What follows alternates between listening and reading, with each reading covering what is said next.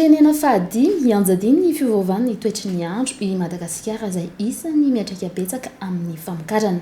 Miantoka ny fampiroboroboana sy fanatsarana ny famokarana ny fiarovana ny tontolo iainana amin'ny alalan'ny fanarenana ny endri-tany sy ny atiala. Averina amin'ny ny araka izany ny tontolo iainana amin'ny alalan'ny tetikasa tefiala na ny tetikasa fanatsarana mirindra ny endri-tany sy fanarenana ifotony ny atiala mba ho lovain-jafy. Tetikasa mba fiahiny ny ministeran'ny tontolo iainana sy ny fampandrosoana lovain-jafy miaraka amin'ny ministeran'ny fambolena sy ny fiompiana izay vatsiny ny Jefa Vola. Hiasa mandritra ny 5 taona ao amin'ny faritra Matsiatra Ambony sy ny faritra Atsimo Andrefana.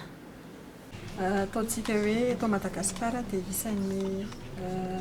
atao hoe firenena izay isan'ny anjadiny ny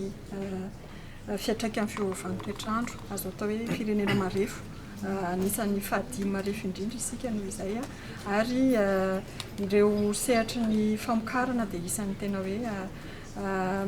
voasedra n'izay fiantraikan'ny fiovaovan'ny toetr'andro izay ary izay isan'ny mahazava-dehibe ny tetikasa ity mba ahafahana miara-miasa ao anatin'izay fiarovana ny tontolo iainana araka ny efa nambaran-Andriamatoa sekretera jeneraly ny ministeran'ny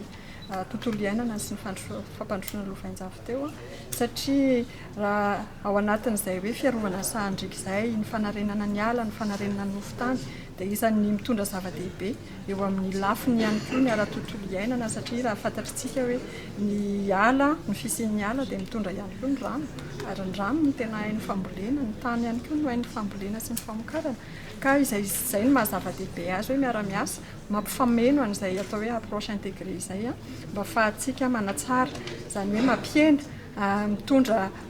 fanatsarana eo amin'ny lafiny ara-tontolo iainana fa mampiena ihany koa ny atao hoe voka-dratsy izay ateraky ny fiovaovan'ny toetr'andro ary amporisihana ihany koa ny ireo mpamokatra eny ifotony mba hikajy an'izay tontolo iainana izay amin'ny lafiny fanampariahana an'ireny fomba famokarana manaraka ny teknika. Voalohany izao moa izao mazava ho azy ny fametrahana ny drafitr'asa, ametrahana ny hoe inona ny laharam-pahamehana misy any amin'ireo faritra voafaritra teo ireo eny anivon'ny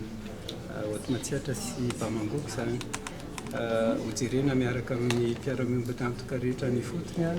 inona ny zavatra maika, inona ny zavatra tokony harenina ahafahantsika manatratra an'izay tanjona hoe